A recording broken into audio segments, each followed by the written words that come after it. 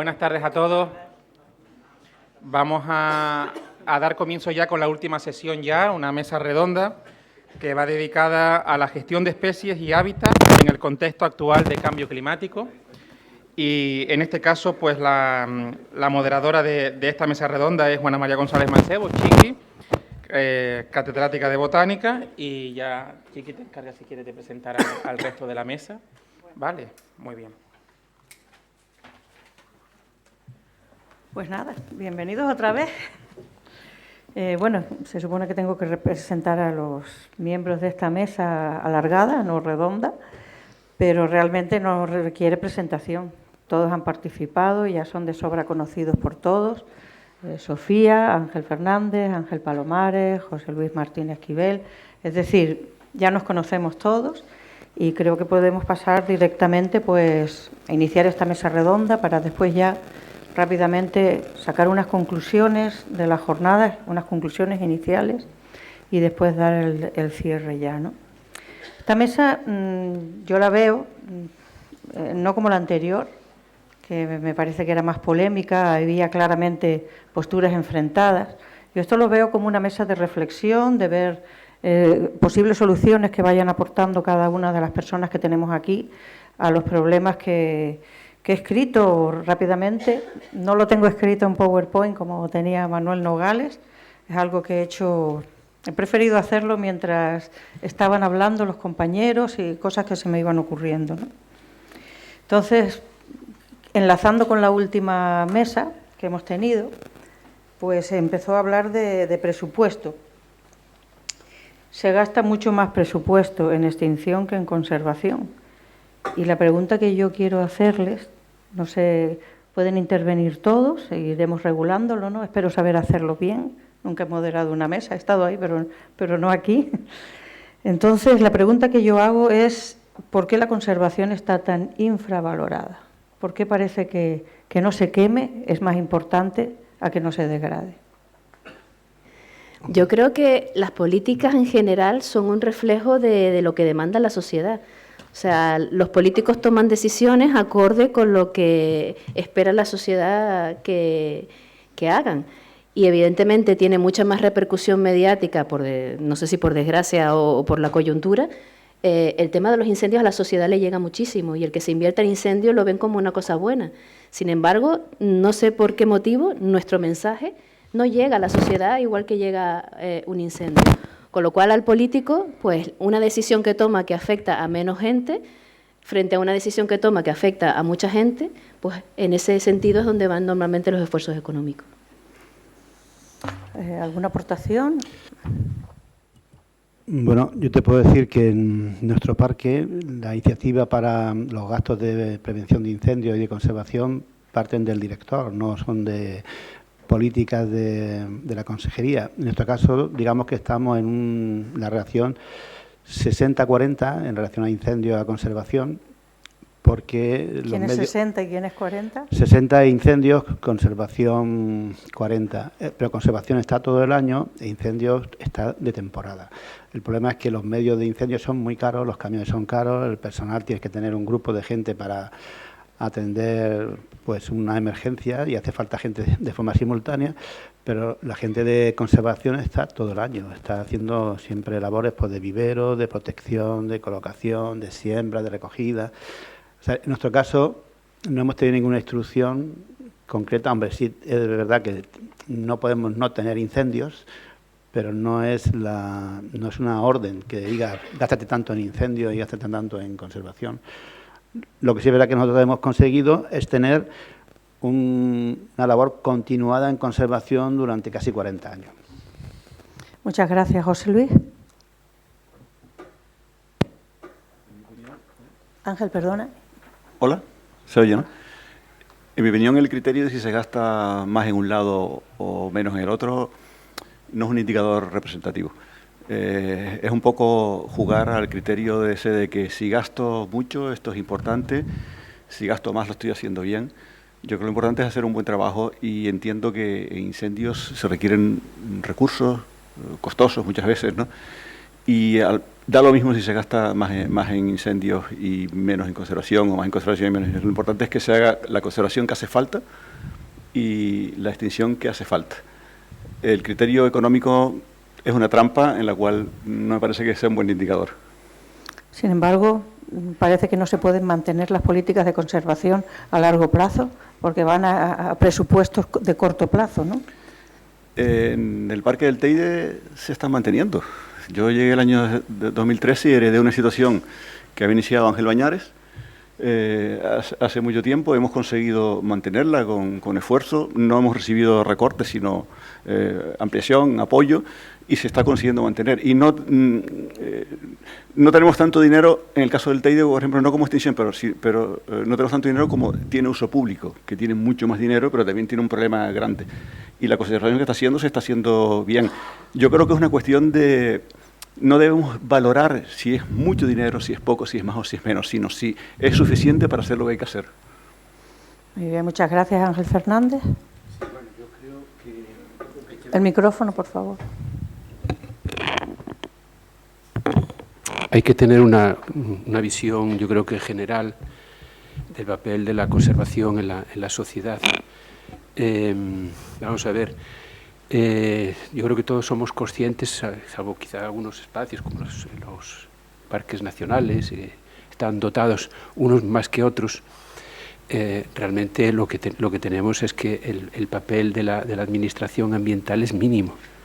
O sea, es una administración pequeña, los cabildos pequeños prácticamente no tienen, o sea, no hay recursos humanos ni presupuestarios para abordar el inmenso reto que tiene la conservación en las islas. O sea, y eso es el decidir que haya esos medios es una cuestión política, y esa cuestión política yo estoy totalmente de acuerdo contigo en que bueno, pues que no está en la preocupación cotidiana de la gente, la educación, la sanidad, el día a día, el que haya especies protegidas, eso no está en la mente de la gente, y menos y por tanto tampoco de los que toman las decisiones, ¿no? Los políticos.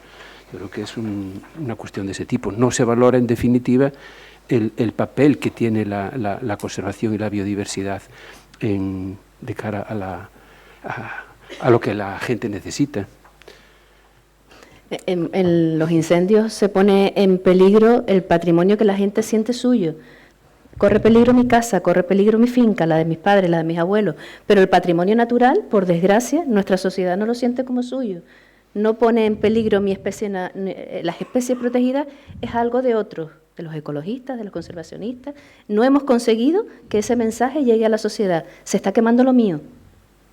También parece que a veces la población o parte de la población considera que no es su obligación defenderse del fuego, sino que es una cosa que le tiene que venir de las administraciones, ¿no? A lo mejor tienen su casa toda en peligro, toda rodeada de matorral, de lo que sea, y no se dan cuenta de la responsabilidad que tiene cada uno. José. Entonces estamos de acuerdo en que lo importante no es si se gasta más o menos que incendios, sino que se tiene que gastar lo necesario, porque al fin y al cabo extinguir un incendio o medidas preventivas por un incendio también es conservación, ¿no? Por supuesto.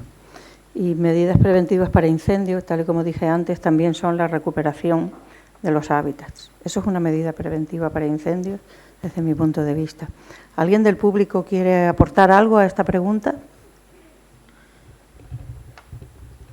Bueno, yo voy a seguir un método un poco diferente al que se ha seguido en la mesa anterior. Voy a hacer 8 preguntas, y estas 8 preguntas, después de que hayan intervenido los miembros de la mesa esta alargada, pues todos podrán participar, ¿vale? Creo que es muy importante que participen y aporten ideas a lo que ya se pueda extraer de los miembros de la mesa.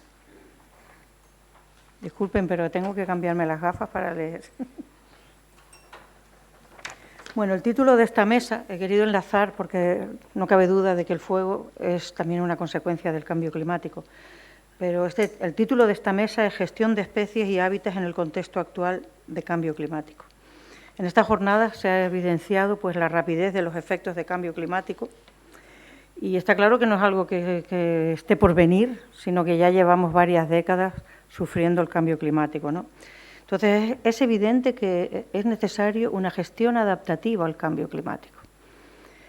Entonces, mi pregunta es, ¿qué implica adaptar la gestión al cambio climático para cada uno de ustedes? Pues ¿Quieres empezar, José? Venga, sí. Pues yo lo tengo claro. Adaptar la gestión significa tener en cuenta las previsiones de futuro, desde el punto de vista espacial, geográfico.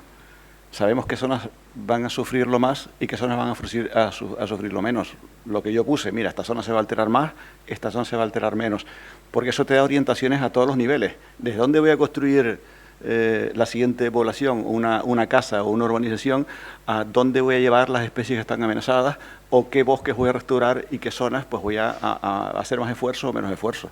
O sea, el tener una herramienta como se tiene en Tenerife, que no se tiene en todas las islas por ahora, pero en Tenerife sí, que te permita saber en qué zonas se van a producir los mayores impactos y en qué zonas menos, te permite cualquier decisión que tomes, si tienes en cuenta eso, pues decidir, pues avanzo por aquí o avanzo por allí. Para mí eso es tomar decisiones teniendo en cuenta la variable de cambio climático. Bien, ¿alguna otra aportación? En principio nosotros, con las especies que hemos manejado y los sistemas que hemos manejado, lo que hemos planteado es primero adaptarnos a la destrucción que hicieron los herbívoros y a la previsión de incendios. Entonces lo que queríamos siempre es ocupar la máxima superficie posible con las especies potenciales en cada sitio. Máxima distribución en altitudes y máxima distribución en orientaciones. Entonces, aunque de forma directa no estábamos tratando de aplicar los principios de cambio climático, en realidad de forma indirecta sí, porque estamos buscando todas las opciones posibles por si en el futuro en alguno de estos sitios las especies viven mejor. Pero nosotros lo habíamos pensado en relación a una catástrofe más local, más incendios, una sequía más concreta, unos vendavales o un rebaño de cabras. Entonces, tanto la estrategia de los huertos semilleros como de las repoblaciones o siembras eran para ocupar la máxima superficie potencial posible. Bueno, yo ante la pregunta lo que pienso que la gestión ante el cambio climático lo principal que supone es un reto, porque vamos a tener que tomar decisiones en base a un grado de incertidumbre muy grande, porque aunque podemos modelizar, hay muchísimos métodos para modelizar, no todos nos indican exactamente lo mismo, son muchísimas variables a tener en cuenta y no las vamos a poder establecer todas ni conocer todas para tomar una decisión con todos los datos. Entonces, gestionar sobre la incertidumbre es algo que nos va a costar y es una nueva forma de trabajar a la que nos tenemos que enfrentar sin duda. Evidentemente, gestionar frente a la incertidumbre requiere algo que creo que es lo que está pasando, ¿no? Que tenemos que quitarnos el sistema cuadriculado de nuestra cabeza de cómo son las comunidades, de dónde están las especies y, como bien decía Ángel quizá esta mañana, ¿no? Ir sin rumbo a veces con unos objetivos a lo mejor que no van a estar tanto en la composición de las comunidades como en la riqueza y diversidad y la estructura que podamos alcanzar con ellas. Porque al fin y al cabo, ¿qué es lo que queremos, no? ¿Queremos conservar los hábitats actuales más empobrecidos o queremos permitir o incluso gestionar los hábitats que no conocemos? Es ahí donde está la pregunta, ¿no?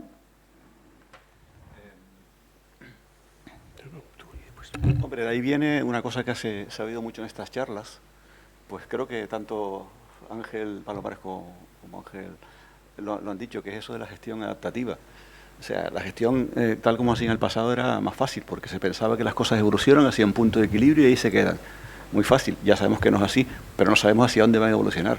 Entonces, la gestión adaptativa yo creo que es la palabra que está en boga, que es que tú vas avanzando pasito a pasito y según los resultados que vais obteniendo, pues te derivas hacia un lado, te derivas hacia otro, ¿no? O sea, no se puede escribir una receta que te valga para el futuro, te vale para el corto plazo, pero en el corto plazo tienes que monitorizar continuamente y ajustando tus decisiones según cómo vayan las cosas, porque está la incertidumbre que acaban de decir, ¿no?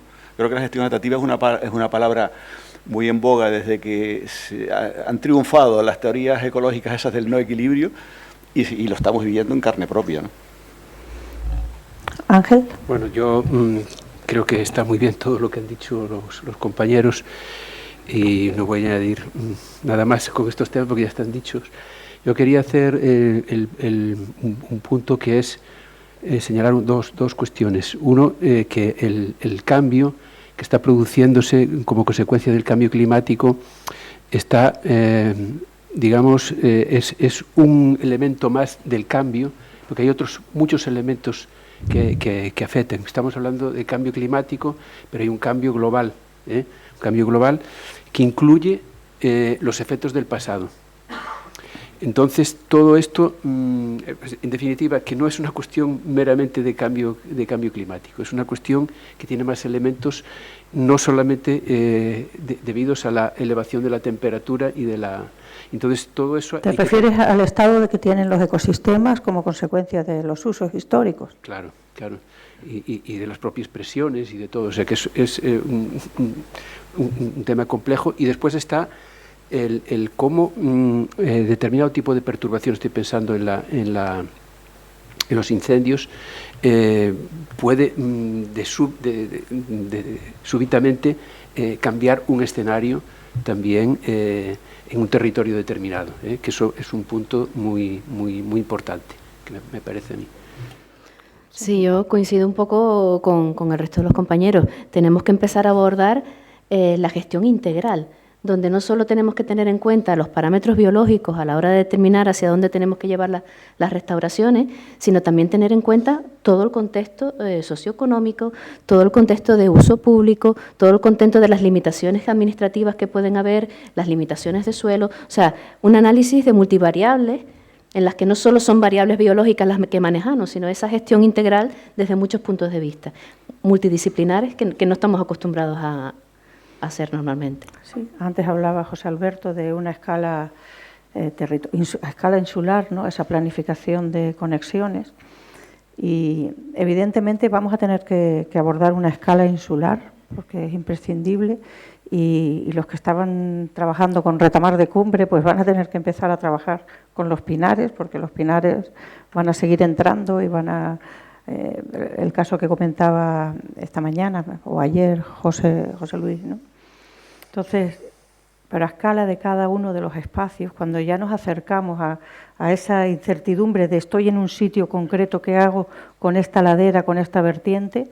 Vamos a tener que, y es una de las cosas que me ha gustado de las jornadas, ya lo he repetido varias veces, que no dejo de asombrarme cómo la situación actual, casi que el cambio climático está representando una oportunidad para que restauremos nuestros ecosistemas, que dejemos de creernos las comunidades que nos llegaron cuando empezamos a estudiar todo esto, que ya había pasado en los principales cambios, ¿no? Y en este sentido, pues, bueno, ¿alguien del público quiere comentar algo también?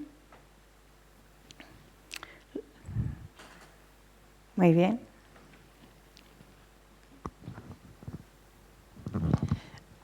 A mí me queda una duda, y es que se ha nombrado en casi todas las ponencias que la problemática principal son los herbívoros, ¿no? Es decir, ese ruido, esas cabras, esas ovejas, esos conejos, ¿no?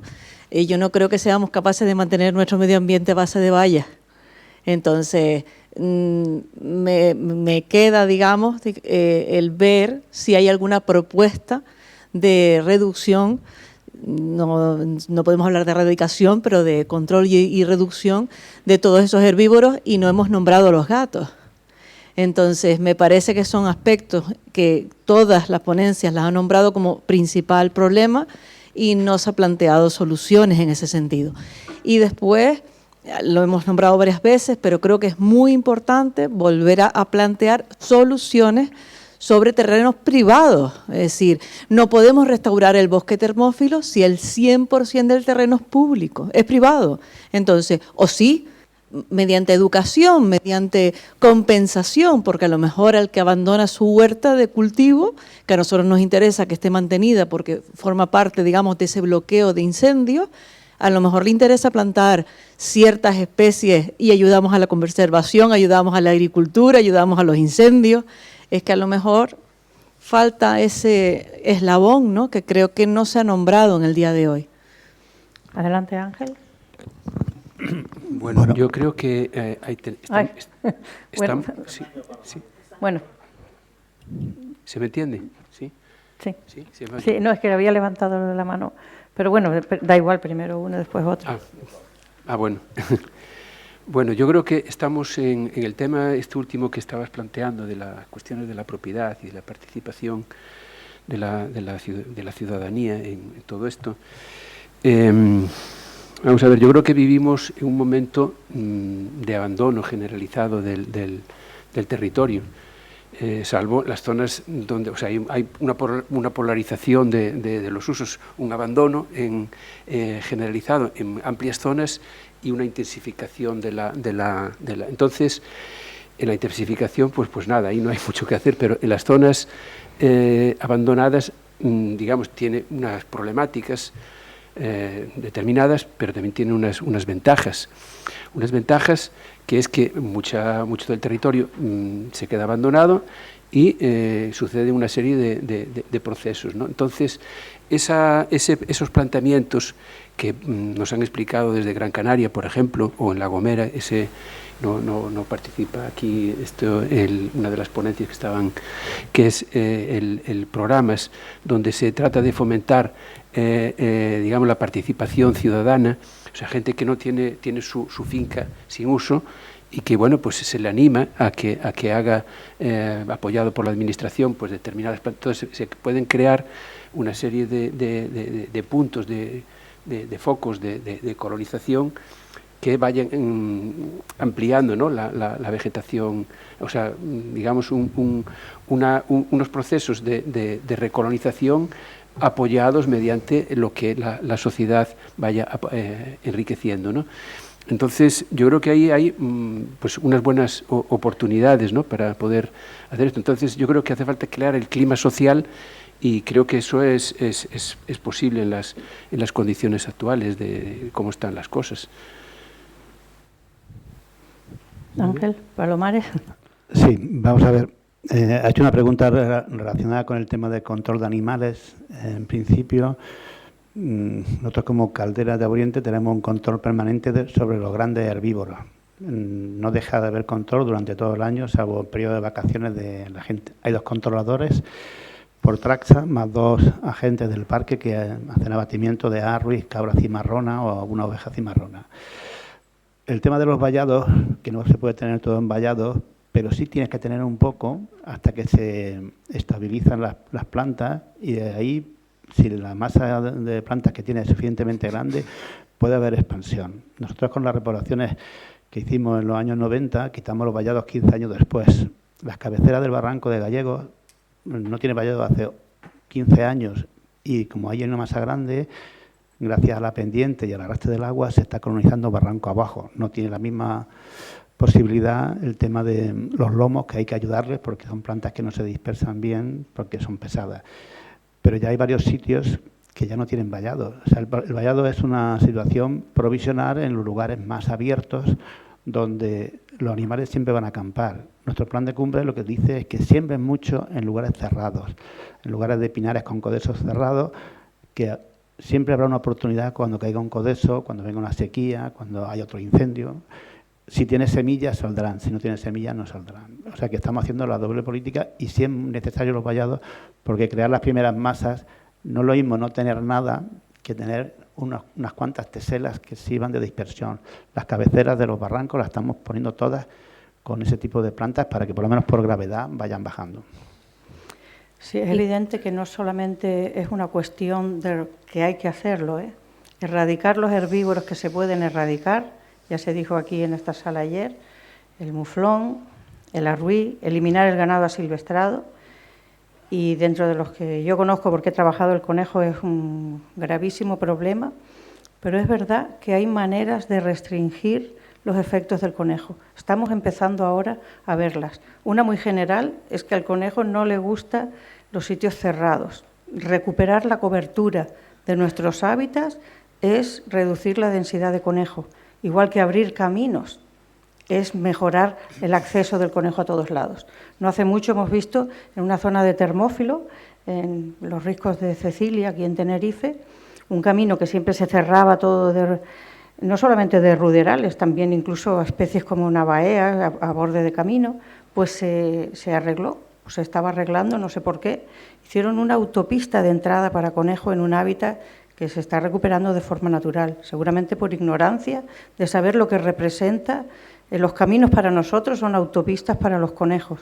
O sea, ese tipo de acciones se pueden desarrollar. Y también, no sé si recuerdan, no sé cuándo lo dije, ayer, si fue ayer, estamos empezando a ver que en las cañadas del Teide, cuando tenemos coberturas muy elevadas de de retamas del Teide, elevadas al menos el 50%, se reducen los daños en las especies acompañantes.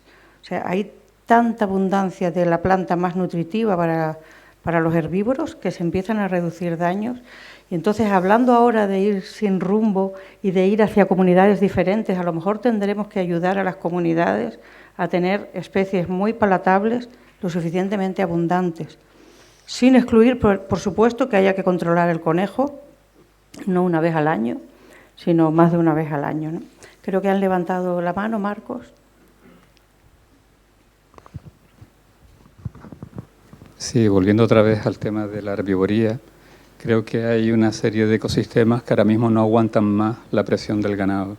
En Gran Canaria, Lanzarote, Fuerteventura, estamos asistiendo a un desmantelamiento del suelo, que es la base principal, como ayer nos comentaron, que 1 milímetro de suelo, 1 centímetro, son un par de miles de años. ¿Puedes pegarte un poquitito más? Sí, ¿ahora? Gracias, sí. Entonces, estamos asistiendo a un desmantelamiento delante de nuestras caras en unos espacios naturales protegidos que tienen unos planes rectores de uso y gestión, en los que muchos de ellos se obliga a los gestores a controlar y erradicar a ese ganado.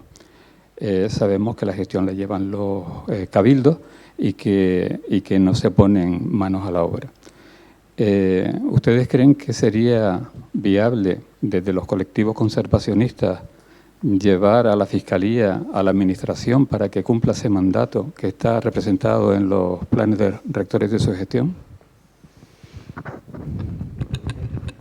Pregúntale a Juan Luis si podemos. Se los comento porque muchas veces los políticos dicen que se les viene a la gente arriba, pero si hay una orden judicial que lo obligue, a lo mejor ese respaldo que le otorga la justicia a ese político a tomar la decisión, pues lo puede amparar de cara a las críticas de la opinión pública. Es un derecho que tienen todos los ciudadanos el emprender acciones legales contra quien lo consideren. O sea, no lo han hecho porque nadie tampoco se ha atrevido, pero es un derecho que tenemos todos, ¿no? Y aunque es verdad que cuanto más cercana está la administración de la sociedad, menos medidas se toman en ese respecto. Por ejemplo, desde el Gobierno de Canarias sí que se están haciendo actuaciones, pero es verdad que no podemos darle publicidad. O sea, no podemos darle publicidad. No podemos salir en todos los telediarios diciendo que hemos hecho un control de herbívoros con tal como está el sentimiento social a ese peluchismo, porque ya yo no lo llamo animalismo, es peluchismo, ¿no? Entonces es verdad que no son medidas nada populares. Entonces pues se hacen calladitos la boca en determinados sitios con todas las autorizaciones, con toda la legalidad, por supuesto, que nos permite la normativa vigente, pero sí que se hacen intentos en ese sentido. Aunque reconozco que es más difícil tomar esas decisiones políticas cuanto más te acercas a la gestión local. José. Yo creo que sí se puede hacer. Ojalá se haga, ¿no? Lo que pasa es que no tenemos una tradición en España de una sociedad civil organizada demandando un gobierno porque no nombre directores de parques, o porque no se aprueba este plan rector, o porque tantas cosas que dice la ley que hay que hacer y no se hace. Yo creo que en algún momento llegaremos al punto en que la sociedad se podrá organizar para exigir a los gobiernos que hagan lo que dice la ley que ellos han aprobado que tiene que hacerse. Pero hasta ahora no es una práctica común. Con respecto al control de herbívoros, hay que decir que la cosa no es tan fácil. Vamos a ver, nosotros en el Teide se controlan los herbívoros, se intentan controlar los herbívoros con la colaboración de las sociedades de cazadores. Otra cosa es que el control que se haga sea suficiente, pero es que además tenemos un problema añadido, es que cada vez hay menos cazadores. Entonces ya la presión que había en el pasado quizás era mayor, pero es que ahora hay menos porque ya no vienen o no son tan eficaces cazando. En fin, hay otros hábitos, ¿no? Con lo cual habrá que adoptar otras medidas ya no inspiradas en en la aportación voluntaria a una serie de señores que vienen a capturar conejos, muflones, que son bienvenidos, porque cuanto más cojan, mejor, pero que no cogen suficiente por las razones X que fueran, ¿no? Entonces, lo que quiero decir es que control se hace, quizás no es suficiente. ¿Y qué hacemos? Entre tanto, pues hacemos vallados. No tenemos alternativa, que no nos gusta a nadie, ¿eh? A ninguno nos gustan los vallados.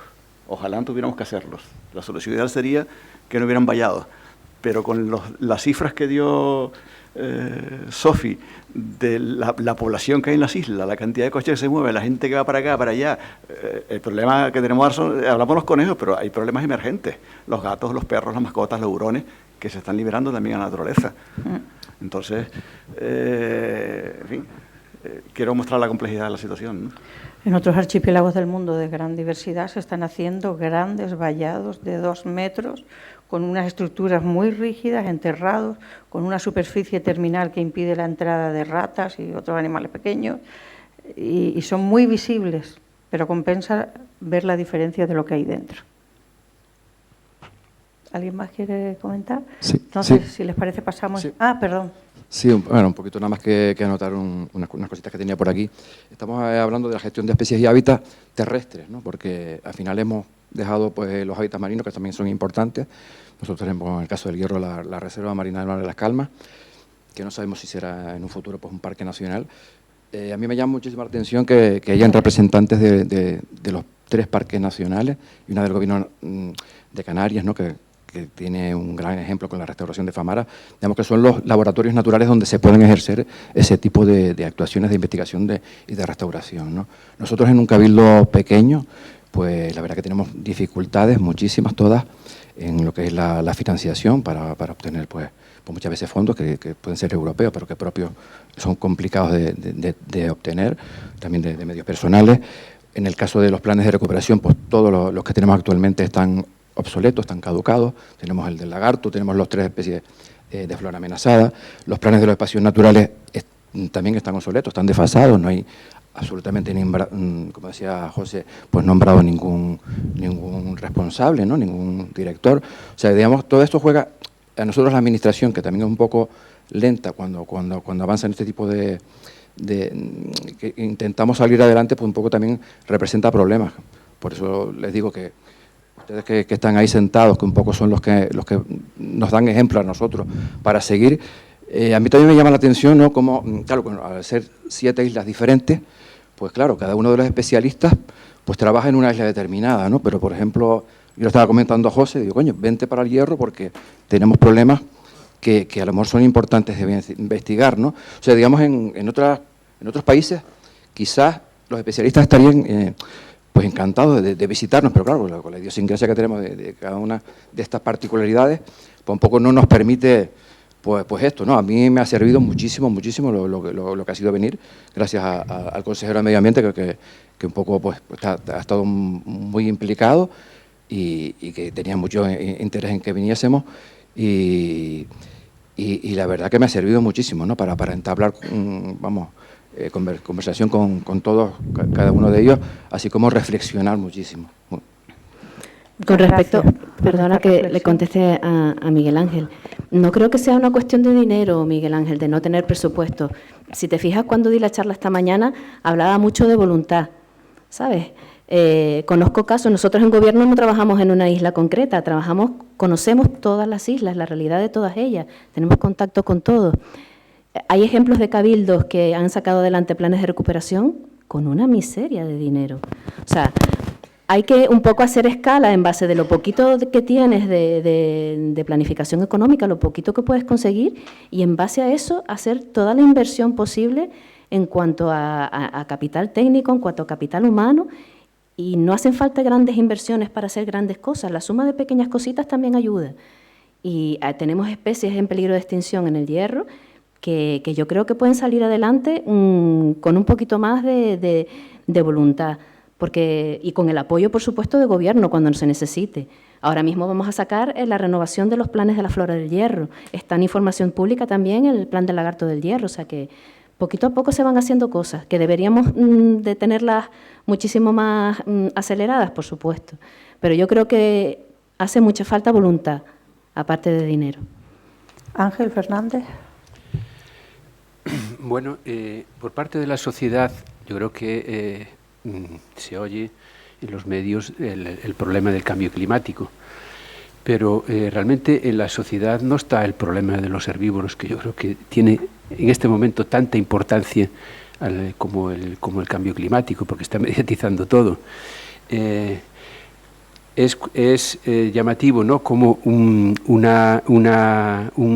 territorio que está siendo abandonado y que tendría multitud de oportunidades para recuperarse, no lo hace como consecuencia de la presencia de estos herbívoros. Y este es un tema que se desconoce y que esto hace que grupos pequeños, animalistas, pues tengan ese peso frente a un problema tan gordo de desertización que al final pues afectaría a todo. Entonces no hay esa percepción por parte de la sociedad y querría poner, por ejemplo, añadiendo otra cuestión más práctica, en el sentido de lo que se está haciendo con el tema de los herbívoros, el caso del trabajo que se está haciendo en La Gomera, donde, bueno, que es, como se ha visto, la isla con más afección por ganado, con mucha diferencia, porque se ha dejado ir. Es un tema que se ha dejado ir por no querer meterle mano, y donde no hay tanto problema de los animalistas, y por tanto ha sido los daños, no por el respeto al medio natural, sino como consecuencia de los daños en la agricultura y a las propiedades de la gente, como las autoridades locales no han permitido, o sea, no han puesto pegas, han puesto muchas pegas durante muchos años, pero finalmente han aceptado esta actuación.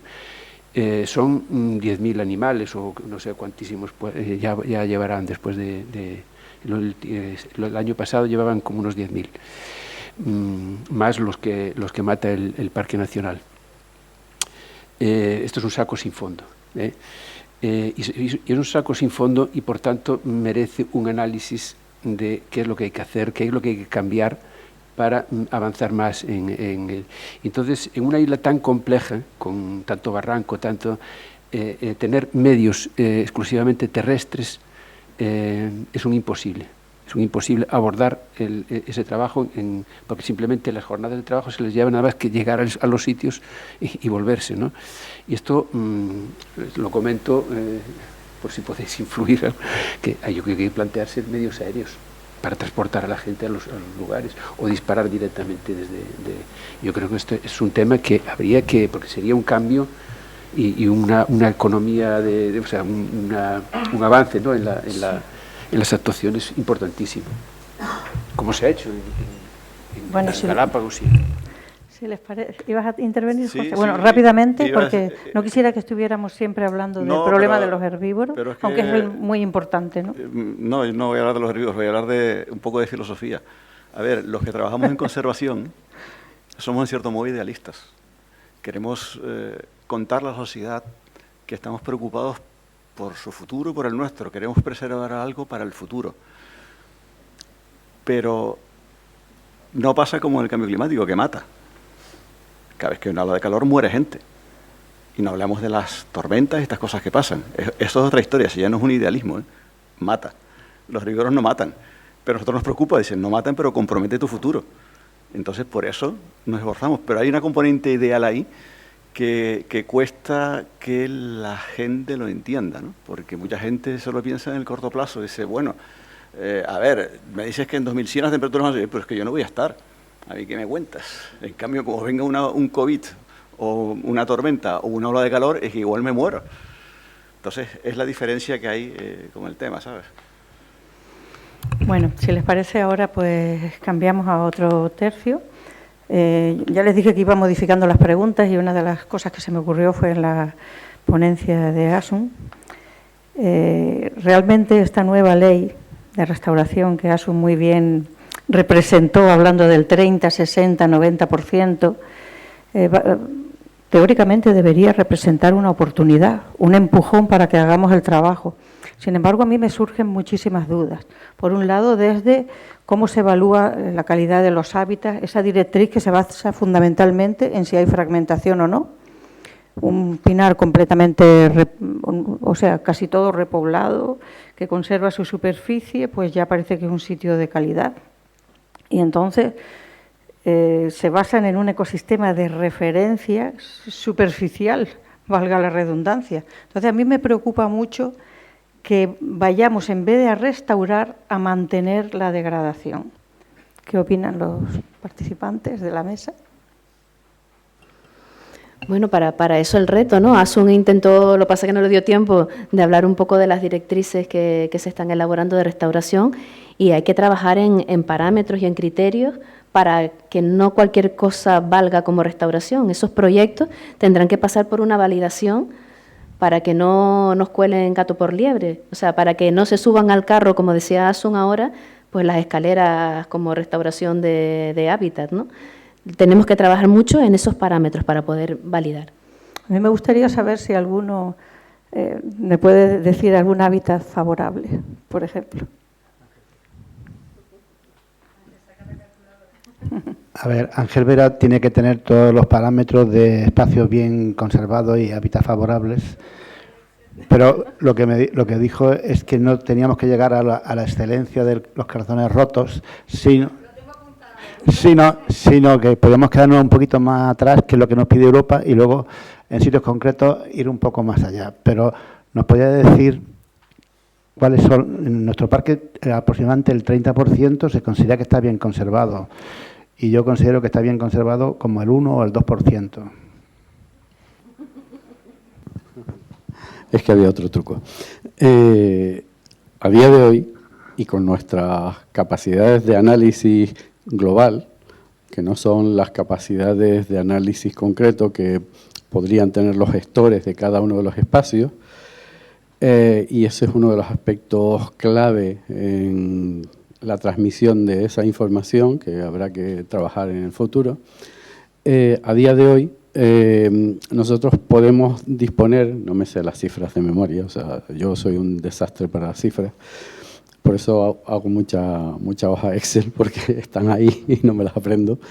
A día de hoy tenemos una valoración global para toda Canarias de todos esos hábitats. Es verdad también que, como les decía cuando les mostraba un poco los sistemas de seguimiento que tenemos, se trata de medidores indirectos globales, y estamos trabajando aún más en tener mediciones más directas, pero como le comentaba hoy a alguien por ahí, nosotros, por ejemplo, hemos abordado el conocer cómo está el estado a través de parcelas de 20 metros.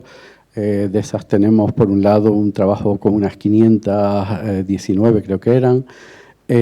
Por otro lado, hemos utilizado parcelas de referencia para el sistema ese de seguimiento global a través de la información de índices de vegetación y su diferenciación con esas parcelas de referencia. Son unos mil y pico ámbitos también que nos ayudan a tener una idea, pero todo eso en realidad sigue siendo relativamente poco. Por ejemplo, esas 519 parcelas de 20 por 20 metros, fíjense lo que representa frente a los, creo que eran 18.660.000 cuadrículas de 20 por 20 metros que ocupa Canarias. Entonces, claro, 500 frente a 18 millones es como nada. Es verdad que hay más sistemas de información, pero esa es una de las claves que yo creo que hay que resolver de futuro, y tiene que ver con aquello de las conclusiones que hoy me planteabas, y es que la información que tenemos las distintas administraciones que estamos implicados en esto, no somos capaces de ponerla en común con un sistema de fácil acceso y de fácil compartición, ¿no? Y de fácil explotación. Porque, porque cada uno hacemos el trabajo en nuestra línea, como podemos, con las condiciones que hay. El tema más dirigido ya a la historia es que el Gobierno de Canarias, por ejemplo, tiene que hacer un esfuerzo gigantesco en esa coordinación y en esa coordinación de la información.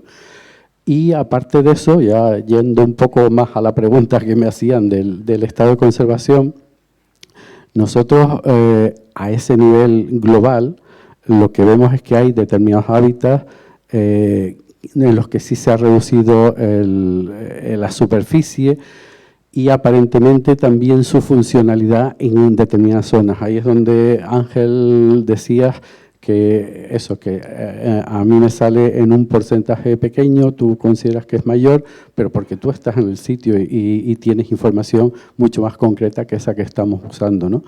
Es verdad que hay que mejorarla y en cualquier caso la única manera de tenerla global también es tener un sistema común. Por eso es muy importante esa necesidad de información compartida. Yo creo que es muy importante en islas tan pequeñas como las nuestras, donde los espacios protegidos son islas dentro de islas, huir de los accesos fáciles a la información, huir de los planteamientos generales y poner los pies en el suelo. Y poner los pies en el suelo es caminar, buscar y hacer un trabajo a pequeña escala que nos sirva de base para generalizar. Pero es como que hemos empezado la casa por el tejado y tengo miedo de que se nos derrumbe y nos acabe con lo que nos queda, así de claro, porque a ver si ahora vamos a tener la obligación de mantener esos pinares completamente degradados. A ver, yo creo que es que estamos mezclando cosas. Esto me recuerda a Carlos Velázquez y su potaje, porque tiene mucha razón. Primero, no es lo mismo un parque nacional que gestionar 7.000 kilómetros cuadrados del archipiélago canario. No es lo mismo una isla más conservada que otra isla, o sea que incluso los cabildos también tienen situaciones muy diferentes. Además, hay una cosa que no se explicó y es que no en el último sexenal, sino en el anterior, Europa nos ponía 3 escalas del estado de conservación: el bueno, el óptimo, el medio y el de no buena condición. Entonces, el del bueno y el medio los hemos dejado fuera y solo está ahora en ese 30% los que realmente estaban mal. Por eso es por lo que... Pero en el naranja, que es el estado medio, en ese hay muchísimos hábitats que efectivamente no están en perfecta condición, pero tampoco estaban en la categoría de no en buena condición. ¿Me explico? Bueno, por eso tenemos la suerte o la desgracia de que en la categoría que tenemos ahora de superficie a restaurar no es toda la que supondría aquellos hábitats que no son absolutamente perfectos. Desde luego no vamos a conseguir... un poquito para que participen también. Claro, pero es importante decirle, no vamos a conseguir los calzones rotos. Lo que vamos a conseguir es que, por lo menos a nivel global de lo que es la contestación a Europa, que son muchas superficies, son muchos hábitats, lleguemos al estado de buena conservación que son las parcelas de referencia que tenemos actualmente, que no es la de los calzones rotos, efectivamente. Si las parcelas de referencia son tan buenas como lo que se ha visto por aquí, tenemos un serio problema. ¿Quiere participar alguien de la mesa? Bueno, yo lo que le pedí a Ángel era si era capaz de determinar qué condiciones daban buena calidad, porque yo cuando lo oí era sobre todo una estructura de pinos soberbios en el pinar, pinos grandes que indicaban que no ha habido tala en los últimos años, pero no recuerdo si la parte correspondiente a la estructura, digamos, del sotobosque, cuántas especies o qué especies eran las... Yo cuando lo oí me quedé un poco extrañado, digo, tengo el 30% del pinar bueno. Pues empecé a pensar, digo, ¿dónde está ese 30%? Era la única referencia que le quería comentar. Por eso, Ángel, más que algo, digamos, vago, era si te acordabas el número de especies y si son las asociaciones que están descritas como, digamos, como el Lotu pinetum, pues entonces ya sé cuáles son. Ángel Fernández.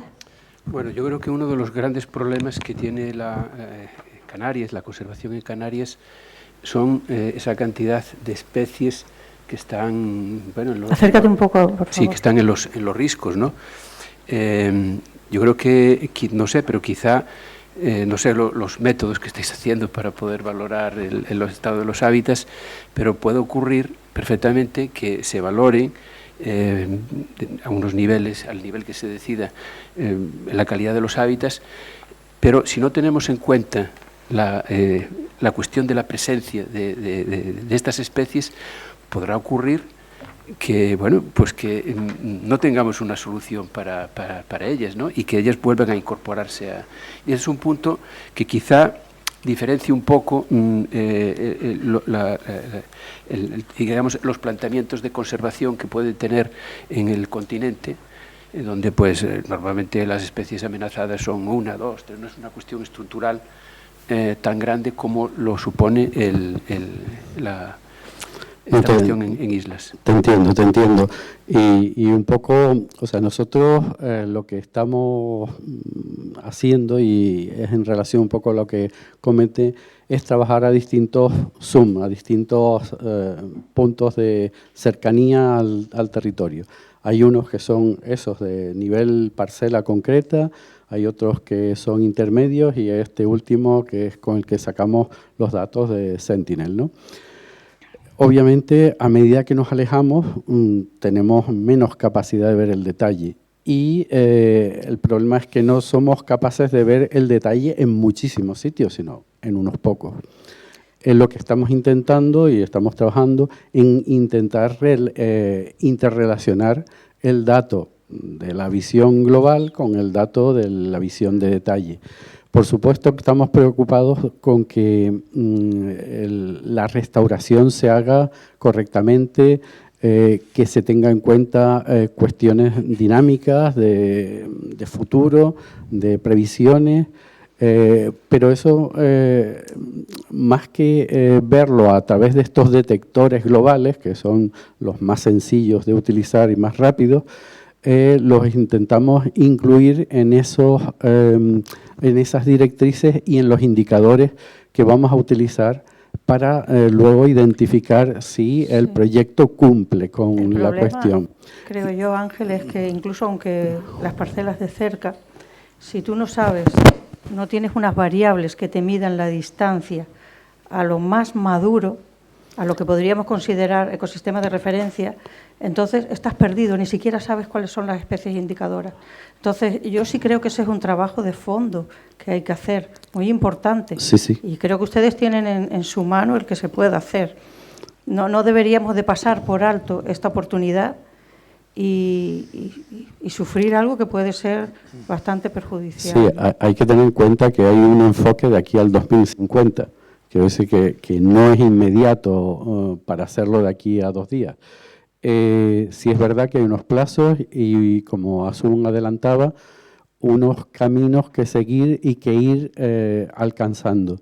Por supuesto que para nosotros la visión que tenemos del dinamismo y de la información que existe de las comunidades canarias y de su madurez o no, también la hemos puesto un poco en duda siempre, porque sabemos que todo el territorio de Canarias ha sido modificado. Pero lo que sí tenemos es que también considerar que existen una serie de mandatos que nos pone la normativa y que creo que la normativa es súper potente. Lo que pasa es que hay que llevarla y ejecutarla, un poco como cuando contaba lo de la directiva de hábitats. Están ahí una serie de mandatos, pero hay que ver cómo se van cumpliendo, ¿no? Cómo vamos llegando a eso. Y en este caso, el proceso de la restauración, también requerimos de ir trabajando, ir madurando en el proceso. No tenemos todo desde un inicio, no tenemos ni toda la información, ni todas las maneras de organizarnos para abordar el tema, pero lo que sí tenemos también claro es que hay que ir cumpliendo una serie de cuestiones temporales. Es verdad que las primeras pues son con la información que tienes ahora, lo mejor que puedes desarrollar es con la información que tienes que empezar y tienes que ir generando más información.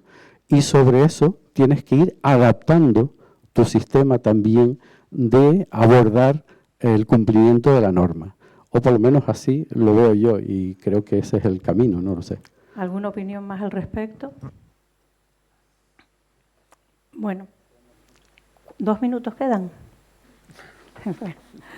Bueno, pues es evidente, quería sacar este tema porque es un tema que me preocupa mucho, muchísimo me preocupa que hagamos todo, porque es que ahora se hace todo a vista de pájaro y es que creo que hay que mancharse, hay que embarrarse, hay que dormir el sitio, como decía Manuel Nogales, y esa es la manera de llegar a resolver dónde están los ecosistemas de referencia, cómo podemos reconstruirlos, que era mi siguiente pregunta, pero no va a haber tiempo, y que esta ley de restauración sea una oportunidad. Con esto terminamos la mesa redonda, salvo que quieran hacer alguna intervención final. Bueno. Sí, a ver, las cosas no están tan mal, ¿eh? Aquí estamos un viernes a las 7 de la tarde hablando un montón de personas sobre estas cosas, que eso ya en los años 90 era impensable, ¿eh? Hay unos chicos aquí haciendo un máster de conservación, tenemos un montón de espacios protegidos, tenemos muchas especies amenazadas. Ya sé que nos quejamos porque a lo mejor faltan planes, falta compromiso político, pero si miramos hacia atrás, yo sí soy capaz de ver que estamos avanzando, ¿eh? Estamos avanzando. No tanto como quisiéramos, pero estamos avanzando. Con lo cual no quisiera que nos quedáramos todos con la sensación de que esto es un desastre. No, no es un desastre. Puede ser mejor, pero no es un desastre. Y yo creo que las ideas son esas. Lo mismo que lo comentaba antes referente al cambio climático, hablando con alguien antes. A ver, lo que estamos viviendo hoy no significa que esto vaya a ser peor. Estamos en momentos tramos, estamos en el fondo de la curva, ¿no? Pero las cosas tienen que mejorar. Yo les puse una gráfica donde decía, es que en 2100 todo pinta que va a ser mejor. Es que ahora llueven 60 litros, pero lo normal es que caigan 30. Este ciclo lo pasaremos. Las cosas van avanzando lentamente porque cuando están las administraciones detrás, la burocracia es un proceso muy lento y muy costoso. Pero si te apartas, miras hacia atrás y ves con perspectiva, lo que te das cuenta es que se camina.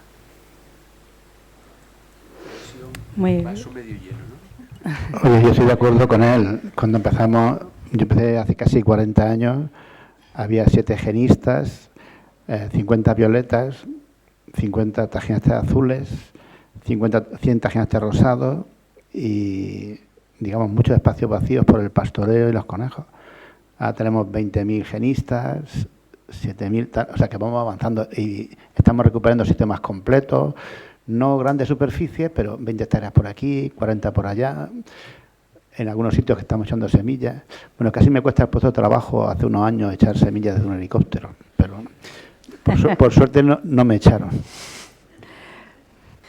Bueno, yo creo que también para cerrar. La última, hemos dado la última palabra a la mesa, pues damos también la última palabra. Bueno, efectivamente estoy de acuerdo desde José ahí, completamente con lo último que se ha dicho. Lo que pasa que hemos hecho unos avances a base de voluntades personales. Ustedes imagínense si tuviéramos el estamento político a favor. Y eso es una reflexión.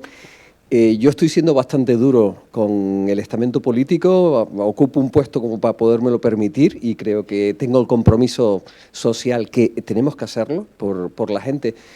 A nosotros, yo no considero que me pague el gobierno, me pagan el erario público, que es la gente, ¿de acuerdo? Y somos funcionarios para mejorar el estado de vida y de hábitat de la gente, no de los políticos, ¿de acuerdo? Entonces, eso es un tema. La educación de los políticos es un tema que con el 4 años placismo que tenemos nos está matando. Es un sistema que no nos ayuda. Entonces, es una reflexión en alta voz. Creo que necesitamos políticos más sensibles y de más calidad y de más compromiso con el medio natural. Desde que te levantas de la cama, que yo muchas veces se lo digo a la gente que no sabe nada de biodiversidad, abres la gaveta y te tomas una pastilla, ya estás usando biodiversidad ahí, ¿vale? Y eso es una cosa que no deberíamos de olvidar para la gente que son más escépticos desde el punto de vista de la conservación. Biodiversidad es la conservación de todo en el planeta, absolutamente todo, es el futuro. Si hay biodiversidad, habrá futuro. Si no hay biodiversidad, lo vamos a tener muy, muy mal. Muy bien, muchas gracias a todos por estas últimas reflexiones. A ver. Ahora, si les parece... perdón. Deja intervenir, contestar a Manuel. Bueno, aquí hay gente que tenga energía como para llevar un proyecto 30 años, tanto del CECSIS como de la universidad, porque yo hice una propuesta al consejero actual de Rapidito, Transición Ecológica y me dijo, Chiqui, no hay nadie que tenga energía para llevar ese proyecto. Entonces ni siquiera le planteé, porque él me dijo, hazme una propuesta económica y ¿quién lo haría? Pero cuando me dicen, es que hay gente como tú que llevas 30 años haciendo cosas, que tiene cierta, digamos, optimismo y atiende las cosas, no hay. Entonces, ¿hay alguien que tenga perspectiva de trabajar 30 años con porvenir? Yo le dije que las parcelas que yo hice como prueba, piloto, se debieran haber hecho en todas las islas con muchas especies. Pero que sea un proyecto que no es de 3 años, es un proyecto de 30 años. Entonces hace falta alguien que lo lidere y con científicos que analicen los datos. Bueno, pues aquí hay gente joven. Yo creo que si lo hay, lo vamos a ver cuando nos jubilemos nosotros. Aquí hay gente joven que espero que cojan el señuelo y tengan suficiente energía para desarrollarlo. Y bueno, simplemente quería decir ahora que como último punto, antes de cerrar estas jornadas y antes de pasar a los agradecimientos, me gustaría que elaboráramos, al menos los ponentes, que cada uno me dijera una conclusión para iniciar ese documento de conclusiones. Y bueno, quien quiera empezar. Nuevos retos, nuevos escenarios, nuevas fórmulas de trabajar. Muy bien. La importancia de la comunicación a la gente que no es de nuestro ámbito, porque eso es lo que va a determinar que sea una prioridad social y, por lo tanto, una prioridad política. Genial, muy acertado. La conservación requiere medidas proactivas. ¿Medidas? Proactivas. Muy bien. José, que estaba mirando. Era. Muy bien. Bueno, por aquí era eso, que teniendo ese contexto normativo tan potente que tenemos, que creo que es potente, lo que tenemos es que las administraciones trabajar mucho más en la interoperatividad de nuestros datos y de nuestra información y teniendo en cuenta todos estos retos de cambio que nos aporta tanto el cambio climático como el descubrimiento de lo que es o lo que era en su momento nuestra biodiversidad, afrontar con dinamismo lo que es la restauración. Esa es mi conclusión de esta cuestión. Muchas gracias. A ver, ¿quién se anima? ¿Pedro? ¿Sí? Bueno, yo creo que ahora mismo estamos a contrarreloj con la conservación de la biodiversidad, sin lugar a dudas, en estas islas tan fragmentadas que tenemos. Y creo que el tema no se tiene que agotar en las administraciones, sino que los grupos ecologistas probablemente tengan que agotar la vía legal, ¿de acuerdo? Comentaban lo de la Fiscalía y desgraciadamente intento ser lo más ponderado que puedo, sobre todo con la energía, que ya cada vez nos queda menos, ¿vale? Pero yo creo que hay cosas que ya no se resuelven a nivel político, porque los intereses son tantos que no van interés a ellos, no al resto de la sociedad. Entonces, yo creo que la vía judicial y los grupos ecologistas ahora son más importantes que nunca. Esa es mi opinión. Muy bien, muchas gracias. Pedro. Bueno, desde hace mucho tiempo tengo la impresión de que trabajamos siempre en una burbuja, ¿no? Cada uno en nuestro cabildo, en nuestro Parque Nacional, en nuestro Gobierno de Canarias, en nuestra universidad. Y muchas veces estas burbujas se convierten en trincheras. No aceptamos bien, ninguno de nosotros, yo tampoco, la crítica. Y creo que estas jornadas vienen bien para contrastar ideas que son diferentes, pero creo que tienen muchos puntos en común. Y creo que como conclusión importante, y creo que es lo más útil, si trabajamos en las zonas comunes, vamos a avanzar mucho más que si cada uno trabaja en su trinchera o en su burbuja. Para mí, debemos trabajar en el conocimiento compartido y debemos compartir nuestro conocimiento como conclusión a la jornada. Por cierto, muchas felicidades, me han gustado mucho. Muchas gracias. José Alberto, que está al lado, ¿no? Bueno, mi perspectiva es que la solución no está aquí dentro, la solución está fuera, en la sociedad. Yo creo que lo más importante de esto y como conclusión, y porque he trabajado mucho tiempo en esto es en la alfabetización de la sociedad. Es decir, tenemos que llegar a la sociedad, contarles las cosas, que las entiendan y que ellos se lo demandan a quien tenga que demandarlo, ¿no? Es importante trabajar en la participación ciudadana y en la ciencia ciudadana, en explicar conceptos, conocimientos que tenemos aquí y que son muy específicos, pero si no los transmitimos nunca le van a demandar a los políticos nuestros que hagan esas cosas y votarles además. Muchas gracias. Pascual. Bueno, ya más o menos lo han dicho, ¿no? Comunicación, cambiar la sociedad, un poco mi charla iba por ahí. Creo que a ese nivel todos los que trabajamos en el medio ambiente hemos fracasado, entonces pues no tenemos que seguir por donde veníamos, tenemos que buscar otras salidas. Entonces hay que seducir a la sociedad, porque solo la sociedad va a hacer cambiar a los políticos. Alguien habló antes de los políticos. Los políticos van a hacer lo que la sociedad les pida y entonces ¿cómo? Tenemos que buscar otras herramientas distintas y hay especialistas. Yo creo que en vez de que un ingeniero forestal o un biólogo o un ambientalista coja y se meta un rollo tremendo sobre lo importante que es la conservación, te llevas a un publicista o a un periodista o a una diseñadora al parque, le transmites lo que es ese parque y desde ahí ellos tienen técnicas, conocimiento y formas de hacerlo, vamos, por 100 o por 1000 como lo estábamos haciendo nosotros hasta ahora. Entonces, tenemos también que salir de nuestro ombligo y buscar aliados donde el mundo funciona hoy en día con comunicación, lo que hasta con comunicación falsa, como vemos todos los días, ¿no? Entonces, por ahí van los tiros. Muy bien, muchas gracias. ¿Alguien más quiere hacer alguna aportación? Yo quería hacer una aportación, pero no tiene nada que ver con la jornada, es con los estudiantes. Por favor, haced lo que podáis, no lo que debáis. Prefiero que tener entusiasmo y tener iniciativa hace que muchas cosas se puedan hacer. No es esperar a que te den la orden, no es esperar ahí, yo no puedo con esto. No sé por qué dicen que los planes de gestión de las especies están caducados. Mientras no se cumplen los objetivos no están caducados hasta que no salga otro. ¿Quién es el que se arroga la competencia de decir que eso ya no tiene que hacerlo? ¿Centra la conclusión? La conclusión es que los planes, si están redactados y no se ha llegado a los objetivos, hasta que no se cumplan, no están caducados, si no sale otro. ¿Por qué tienes que paralizar las acciones? Porque tenía un periodo inicial de 5 años. Si no hay otro y tú no has cumplido los objetivos, tienes que seguir trabajando. Lo he visto con el plan del Lotus, con otro plan, y dice, ¡ay, ya se me ha pasado! Pero ¿cómo se te ha pasado? Si tienes una cosa publicada que no has cumplido. Muy bien, muchas gracias. Luis.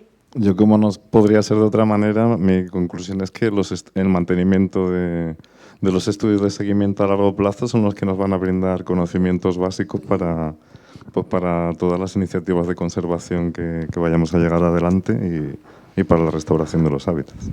Muy bien, muchas gracias. ¿Alguien más que A ver, me creo que yo mismo. Ángel Bañal. Bueno, como era de esperar, estas jornadas han sido extraordinarias en el sentido que han mantenido, han fomentado la multidisciplinariedad. Hemos oído aquí hablar desde el ganado. Ponte el micrófono. Desde el ganado hasta las micorrizas. Increíble, ¿no? Esto hace muchísimos años era absolutamente impensable. Estábamos todos siempre enfrascados en una materia determinada cuando la multidisciplinariedad enriquece enormemente, sobre todo en el campo de la conservación. Y otro gran logro que veo aquí es que seguimos fomentando el matrimonio entre el gestor y el investigador. Aquí han habido conferencias absolutamente contrastadas en cuanto a su fondo, ¿no? Y sin embargo todos hemos estado al hilo, como si fueran todas de la misma especialidad. Pues no lo son, pero como si lo fueran, ¿no? O sea que, muchas gracias, Ángel. ¿Alguien más? Asun. Bueno, yo me uno a todos los comentarios que se han hecho. La verdad es que yo tengo una sensación muy buena por un lado, pero por otro lado es verdad que es algo agridulce. Yo siento que lo que une todos los comentarios sobre los políticos, sobre la necesidad de los ecologistas, sobre los problemas que hay con los vallados, los problemas con los gatos, los problemas con los herbívoros, todas esas presiones y amenazas que realmente estamos viendo, que por más cosas que hagamos con una restauración activa, siempre siguen ahí. Yo voy al gran fracaso de estos últimos 30, 40 años, que es que desde el minuto cero que empezó las políticas ambientales se hablaba de integración del medio ambiente, en este caso yo lo llevo a integración de la biodiversidad en las políticas sectoriales, y eso es lo que no existe. Y yo quisiera que todos, desde los ecologistas, desde esa ciudadanía, desde esa formación o desde esa alfabetización que decimos, el hecho de que quizás esto también es importante para los estudiantes, los que trabajamos en medio ambiente sabemos y lo tenemos ya en nuestro ADN, que somos unos acomplejados y sabemos que somos inferiores en la administración. ¿Qué quiero decir? Que siempre nos va a ganar agricultura, pesca, casa, obras públicas, turismo. Cualquier tipo de departamento sectorial manda más que el medio ambiente, cuando en realidad el derecho ambiental deja claro que está por encima de cualquier otro, ni derecho urbanístico, ni de ordenación del territorio, ni de cualquier política sectorial. La realidad es otra. Yo creo que en estas jornadas y en cualquier otra hay que hacer énfasis en que si todas esas políticas sectoriales pusieran un poco de su parte, esas amenazas y presiones que tenemos, solo con un poquito de simplemente de sostenibilidad, no digo que ellos dejen de llevar a cabo su sector económico, podríamos haber ganado mucho más, pero la integración de las políticas sectoriales es lo que yo creo que es la amenaza mayor que tenemos. Muchas gracias, Asun. ¿Alguien más quiere participar con alguna conclusión? Bueno, voy a formular yo la mía, si les parece. Para mí la mejor conclusión que me viene ahora a la cabeza, algunas me las han ido quitando ya según hablaban ustedes, es este compromiso que quiero que salga de aquí en trabajar con múltiples especies para reconocimiento de las posibilidades que tienen nuestros ecosistemas y que lo hagamos además en sitios donde se vea. Y tomo la palabra de Pascual, a ver si conseguimos que la gente sienta lo que es la conservación. Con dicho esto, pues quiero agradecer a mi grupo de investigación. Me emociono.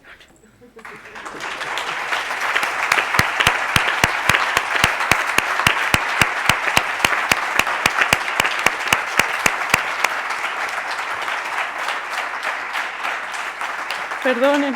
Agradecer a mi grupo de investigación todo esto. Esto ha sido una locura más de Chiqui, que se ha embarcado en algo y que ha dado trabajo a todo el mundo y han respondido de maravilla. Quiero agradecer aquí que se escuche a Borja, que nos ha traído todas estas plantas que nos han acompañado en estos días y por lo menos a mí también me han ayudado mucho. A Daura, que le he dado muchísima lata a la pobre y no soy consciente cuando le pido las cosas, a veces en el momento de comer. Y a todos ustedes por estar aquí, porque sin todos ustedes esto no hubiera salido adelante y me ha encantado, me he sentido en familia con todos, con los alumnos, con los compañeros, con los amigos y con todo el mundo. Muchas gracias a todos.